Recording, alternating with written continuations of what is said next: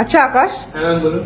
আজকে তুমি কি কাজ করছো? আমি আজ এক্সেলের উপর কাজ করছি, কিছু শর্ট ট্রিক্স দেখাবো আজকে আমি। আজকে এক্সেল এর উপর কিছু শর্ট ট্রিক্স হ্যাঁ, দেখাবে, তাই তো? ঠিক আছে, করে দেখো। প্রথমে ম্যাম দেখুন এখানে সব মেজি হয়ে আছে, টেক্সটটা পুরো টেক্সটটা মেজি পুরো মেজি হয়ে আছে। হ্যাঁ। আমি যে কোনো একটা টেক্সট সিলেক্ট করলাম, এখান থেকে কন্ট্রোল এ করে সিলেক্ট করলাম। এবারে আমি ক্লিক করব অল্ট এইচ ও আই।